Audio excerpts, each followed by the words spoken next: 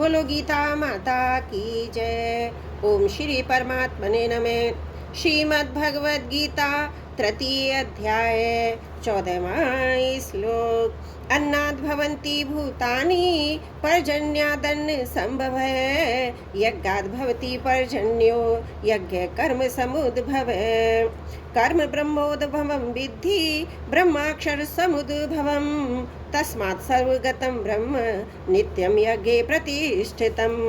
संपूर्ण प्राणी अन्न से उत्पन्न होते हैं और अन्न की उत्पत्ति वृष्टि से होती है।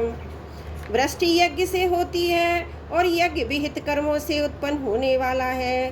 कर्म समुदाय को तू वेद से उत्पन्न और वेद को अविनाशी परमात्मा से उत्पन्न हुआ जान। इससे सिद्ध होता है कि सर्वव्यापी परम अक्षर परमात्मा सदा ही यज्ञ में प्रतिष्ठित है। प्राणों को धारण करने वाला और जो खाया जाता है वह अन्न कहलाता है। जिस प्राणी का जो खाद्य है, जिसे ग्रहण करने से उसके शरीर की उत्पत्ति भरण और पुष्टि होती है, उसे यहाँ अन्न नाम से कहा गया है।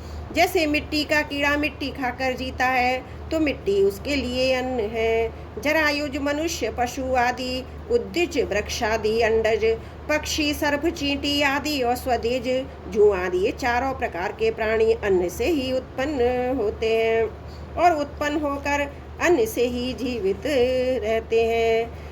पर्जन्याद न संभव है। समस्त खाद्य पदार्थों की उत्पत्ति जल से होती है। घास फूस अनाज आदि जो जल से होते ही हैं। मिट्टी के उत्पन्न होने में भी जल ही कारण है। अन्न जल वस्त्र मकान आदि शरीर निर्वाह की सभी सामग्री स्थूल या सूक्ष्म रूप से जल से संबंध रखती हैं और जल का आधार वर्षा है। यज्ञाद्वती पर्जन्य है।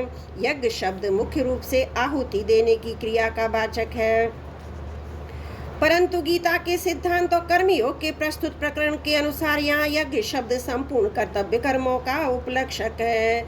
यज्ञ में त्याग की ही मुख्यता होती है। आहुति देने पर यज्ञ और ये घी चीनी आदि राज्य है।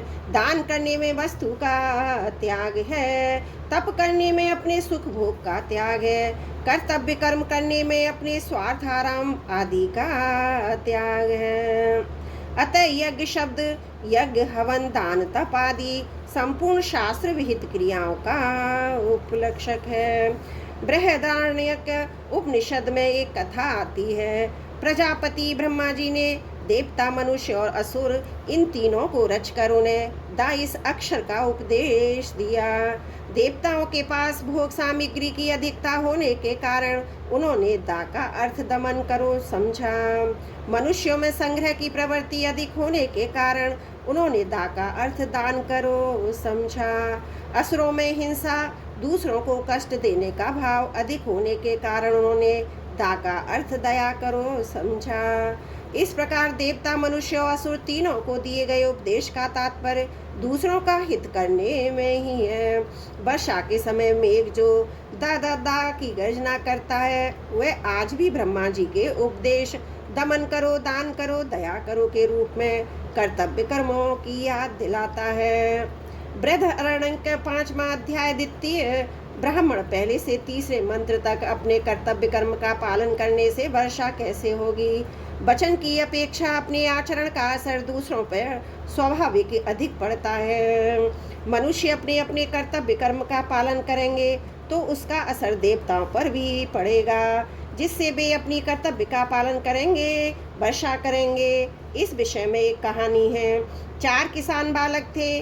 आषाढ़ का महीना आने पर भी वर्षा नहीं हुई तो उन्होंने विचार किया कि हल चलाने का समय आ गया है।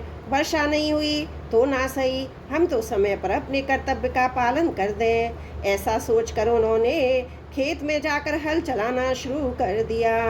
मोरों ने उनका हल चलाते देखा तो सोचा बात क्या है, वर्षा तो अभी हुई नहीं, फिर ये हल क्यों चला रहे हैं। जब उनको पता लगा कि अपने कर्तव्य का पालन कर रहे हैं तब उन्होंने विचार किया हम अपने कर्तव्य का पालन करने में पीछे क्यों रहे हैं। ऐसा सोचकर मोर भी बोलने लग गए। मोरों की आवाज़ सुनकर मेघों ने विचार किया, आज हमारी गर्जना सुने बिना मोर कैसे बोल रहे हैं। सारी बात पता लगने पर उन्होंने सोचा कि हम अपने कर्तव्य से क्यों हटें, और उन्होंने भी गर्जना करना शुरू कर दी।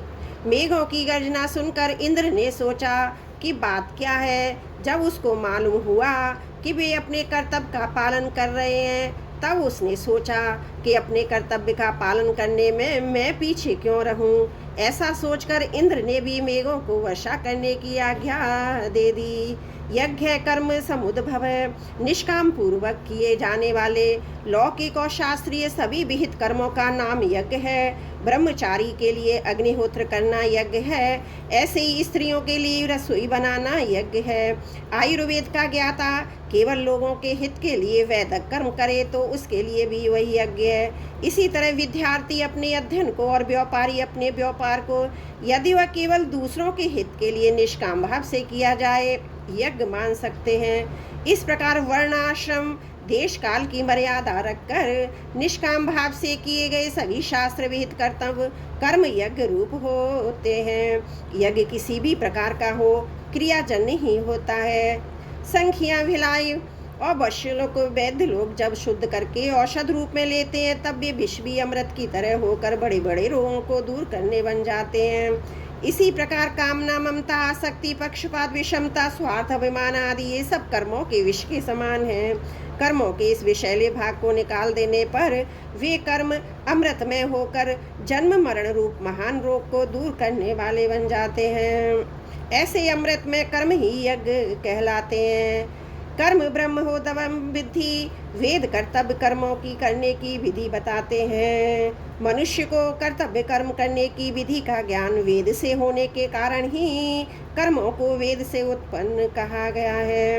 वेद शब्द के अंतर्गत ऋग्वेद, यजुर्वेद, सामवेद और अथर्ववेद के साथ साथ स्मृति, पुराण, इतिहास, रामायण, महाभारत एवं भिन्न भिन्न संप्रदाय के आचार्यों के अनुभव वचन आदि समस्त वेदानुकूल शत शास्त्रों को ग्रहण लेना चाहिए।